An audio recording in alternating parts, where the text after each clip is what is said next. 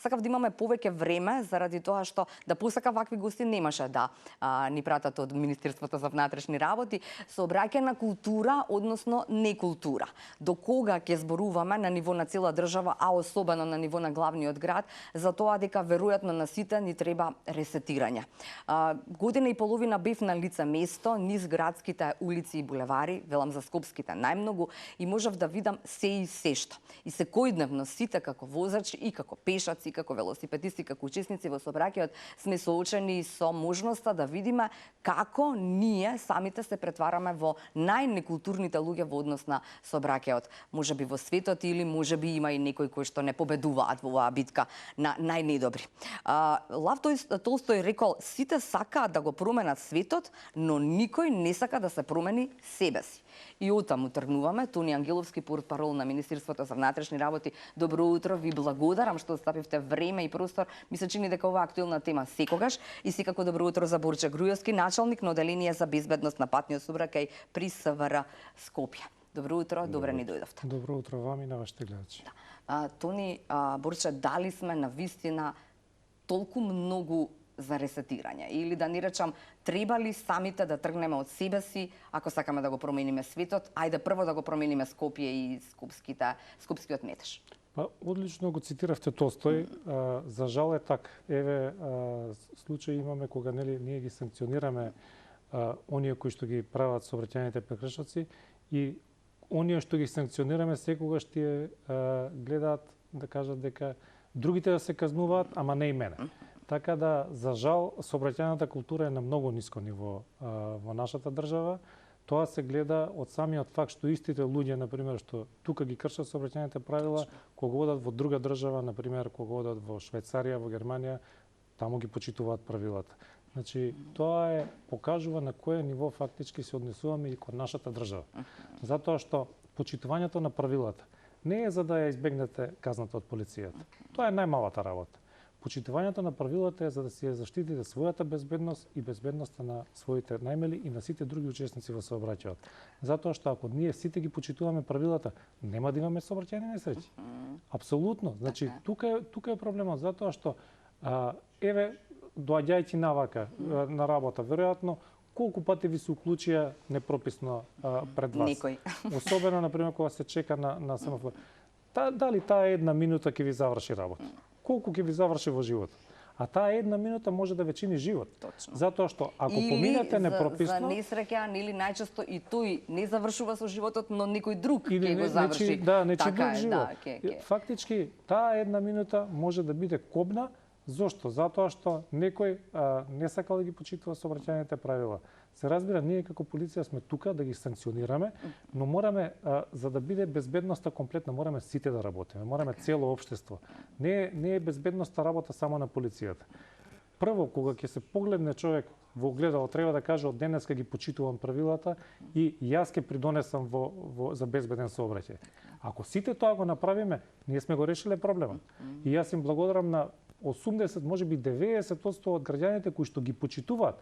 Се разбира, на секој му се случува некој поситен прекршок. Нема совршен возач. Нема совршен или пешак или велосипедист, како учесник во сообраќај. Но да внимаваме да не ги правиме оние прекршоци кои што можат да го загрозат животот и да бидат во што помал обем фактички, затоа што на тој начин само ќе придонесеме за да биде безбедноста поголема.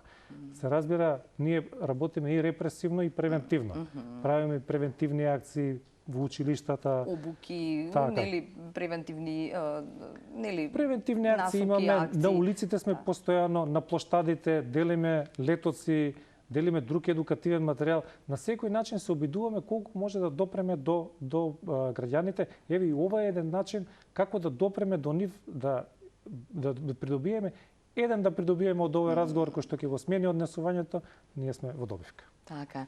Проче, колку често знаат, знам дека ќе почнам сега од најможеби неблагодарното прашање, знаат да ви се јават, пошто ние сме земја на врскаџи, така, па секој има некој, прв братучет, втор братучет, некој кој што има некој таму, колку често ви звони мобилниот да ви кажат: те молам брат, само што овој пат и веќе не правам прекршок. Па за звони, меѓутоа сега ќе ви кажам една случка во контекст на ова што кажа портпаролот. Нашите граѓани секогаш кога некој друг прави прекршок, сите знаат да коментираат дека тоа не е исправно, не е така, а секогаш кога они ќе направат прекршок, кажуваат дека секогаш наоѓаат некој изговор, се брзал за ваму, направил таму, брзал за на работа, детето му било болно и така натаму, ред примери да не ги редам. Се јавуваат, меѓутоа не може секогаш да им се помогне и не се помага многу, затоа што веќе сме ограничени во тој дел. Полициските службеници носат боди камери, кои што се снима разговорот со странката, значи во поново време. Целиот разговор се снима и да сакате да му помогнете на некого, не може да му помогнете. Му кажува на почетокот дека разговорот ќе биде снимен. Да. И тече конверзација во насока нели да се заврши И радарите, значи она што кога ќе биде констатирана брзината, тоа веќе нема враќање. Така да нема многу можност за тие јавувања организации. Фактички, доколку Заврски. Да, доколку некој ако сака на пример да ви ја прости на вас казано, ќе мора тој да ја плати. Тој. Затоа што тоа е евидентирано во системот. Ама пријателство. Видете сега, значи евидентирано е во системот дека е направен прекршок. Тој прекршок мора да биде платен. Да. Од искуството, така, пред да бидете началник сте биле често, нели, на улиците, знаете како изгледа. Што е причина? Причина е дека ние самите, тргнав од тоа, да речеме, имаме време децата да ги однесеме на училишта, да ги однесеме на англиски, па потоа да ги однесеме на спорт, па потоа на балет или не знам каде веќе, а немаме време никако, нам порано, не знам, дури казни, дури забрани биле ако не се однесуваш културно со некој на улица, а не па да не почитуваш сообраќајни правила и прописи. Или јас можеби грешам, или помалку имало сообраќај, па заради тоа никако сите повеќе сме се почитувале. Видете, сообраќајната култура се гради од најмала возраст. Ние уште кога се раѓаме, сме учесници во сообраќајот во одредена категорија на учесници, пешаци, почнуваме од пешаци. Има многу луѓе кои што се само пешаци, никош немаат положено за возачката. Министерството за внатрешни работи, уште од најмалата возраст, значи, конкретно СВР Скопје, со одделението за превенција се држат предавања, има едукативни филмови во предшколска возраст во градинките. Има предавања во второ, четврто одделение, таму почнуваме со велосипедот и така натаму. Има колеги тоа што добро го работат. Понатаму има предавања во средните училишта. Тие кампањи што се водат и така натаму. Меѓутоа ќе напоменам дека сообраќајната култура се гради од почетокот и од домашната култура. Тоа е тоа. Значи без разлика ние што ги едуцираме, што кажуваме, што учат они Казнувате и така така казнуваме. Да. Ако детето го гледа родителот кога вози и разговара на мобилен телефон, а му вика на него немој да разговараш кога возиш, значи он му дава лош пример со самото поведение, со самото тоа што го прави, што го чини. Така е, да. Джабе ние ќе му кажуваме на некој што треба дека да. некој родител го става своето дете, син или ќерка без друго, нели, до него, па заедно на волан и возат. Мислам, најчесто кога се пешаци, така. најчесто кога се пешаци, децава каде што имаме на пример предавања и каде што е тазе тоа, и некојаш родителот ќе тргне на црвено светло, дури детето му каже: "Тато, знаеш, црвено е, где каде тргна во тој контекст." Они се како мали повеќе впиваат она што им го кажуваме, меѓутоа тоа што го гледаат обратно и они гледаат дека сите го кршат правилото и они почнуваат така. Затоа нема кај нас некоја сообраќајна култура на ниво. И сите... Искрено, мислите ли дека ако ги зголемиме казните, како што прават, например, во западниот свет, така, па заради тоа тамо не смеш ни да плукнеш од прозор, што ни се случува на многу македонци, кога својата, ајде сега да не бидам дукрај вулгарна, она нешто, секретот од устата треба да се остави на улица, а не можеби дома, каде што е ред, нели, веца постои, тоалет постои. Не се работи само за висината, За на казната. Значи има одредена група на луѓе во државата кои што се имотни, кои што имаат пари и кои што може да платат све. Ако идеме само со зголемување на казните, значи тука нема да имаме ефект. Затоа, значи по примерот од другите држави, ние имаме така, имаме забрана за управување со моторно возило со одредена санкција каде што и тие што имаат пари се ограничени. Нели, да не можат секогаш да си платат, така, да мокта своја значи, и они сите би платиле така. во такви ситуации, сите би платиле само за да немаат забрана во возачката. Еве имам неколку примери. Кај Брос кафе, секогаш имаше, нели, тоа беше едно од коментираните места, како се тие им се дозволува на луѓето со не знам какви ајде да не кажувам сега марки на автомобили, ама многу јаки автомобили да си третата лента да си ја користат како паркинг простор, без никој тука да нема никаков, без услуг, како се вели. Постојано, таму постојано е и пајак возилото на градски паркинг. Ама сега е малку помалку, разредено е, морам да признам сега. Видите, за жал, тоа е неизживеаност. Пак ќе кажам тука, мораме да се вратиме на всадување на оваа сообраќајна култура уште од мали носи. Значи, ние, ова што го спомнавте, превентивни акции, ние правиме предавања и по школите, но она што е битно е дека тоа мора да се стави во систем. Да се врати сообраќајното образование во системот на образование. Ако се сеќавате, порано имаше предмети нели кои што го тангираа овој дел и подоцна се укинати.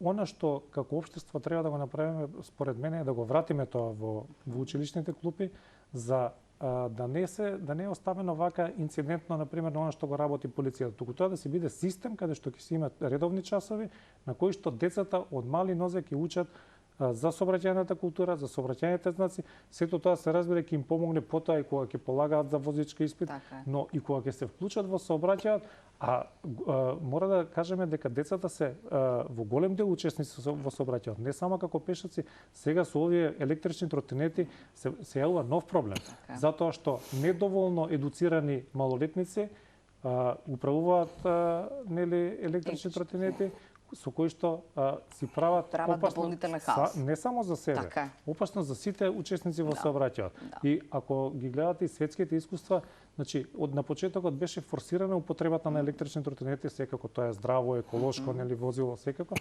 но проблемот кој што го создаваат оние кои што ги управуваат носат нели до тоа да се создава револт кај јавноста. Сега имавме пример во Франција каде што е револт дека барат да се укинат тие електричните тротинети. Затоа мораме во тој дел од мали нозе да работиме на сообраќајната култура и да го смениме она, за жал, кај нас уште функционира дека е мангуп оној што вози 200. Така. Не луѓе, не е мангуп тој.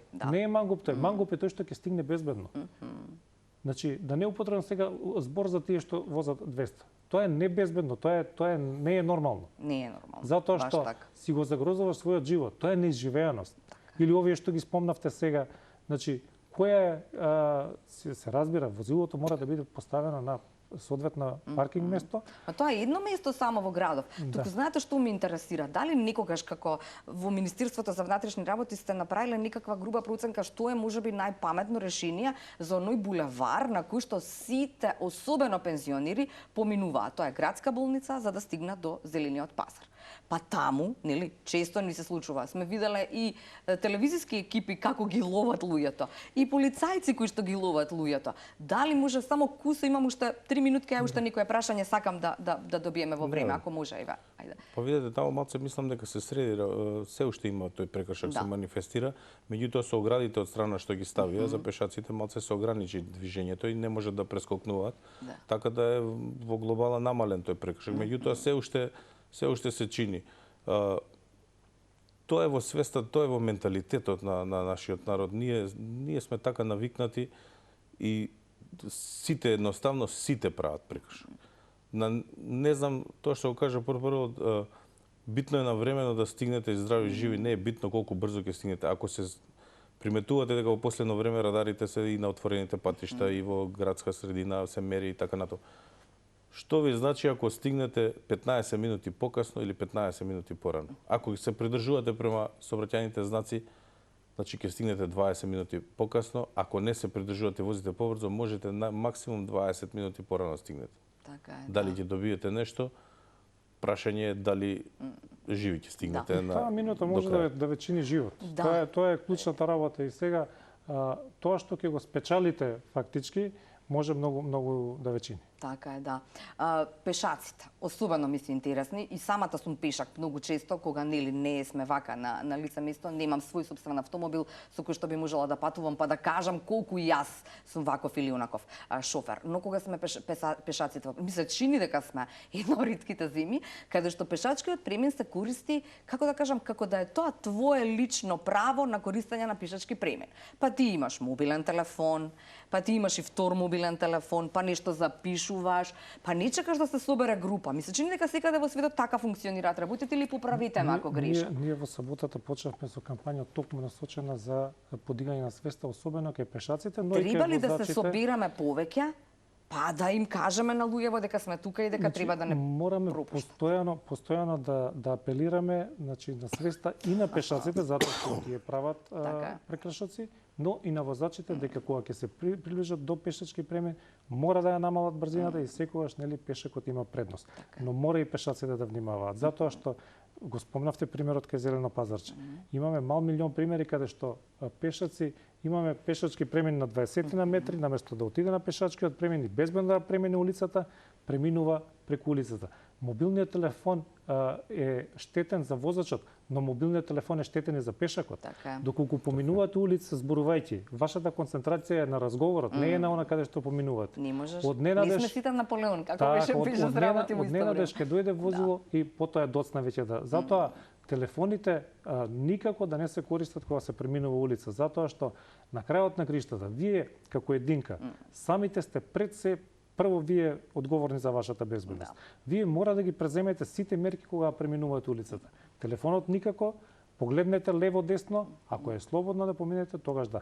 И кога сте на пешачки, пред да поминете секогаш, погледнете, остварете онај ај контакт што се вели со возилото што доаѓа. Само сакам. Значи и Така е. во И на- законот е да, предвидено пешаците законска обврска е да го следи сообраќајот доколку возилата се брзо движат, значи и тој не сме да стапне на пешачкиот. Така Има една интересна категорија на пешаци кои што поминуваат и мислат дека тука е нивната црвен Така е, па тепих со тоа велам, главата па горе, баш така, кои да. што не се вртат лево-десно да Така е. видат возилата. Знаете, некогаш сите сме со проблеми, сите имаме некакви проблеми. Возачите не се сконцентрирани, можеби возачот не го приметил пешакот дека веќе е Да, има стапнал еден на момент каде пешачкиот. што не можеш ни да го Вие видиш како пешакот. пешак, ако немате визуелен контакт со возилото, значи може да загинете од мало невнимание затоа што возачот можеби му паднало нешто, погледнал доле, радио пушта, зима телефон. Така. Значи морате визуелно кога гледате друго пешакот кој ќе види дека возачот не го приметува и дека нема застане,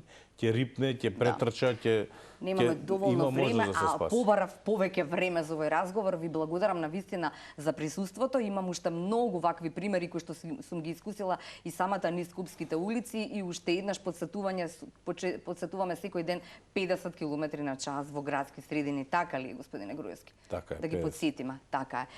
50, ако може да се вози надвор од Скопје, тогаш зошто не и во Скопје?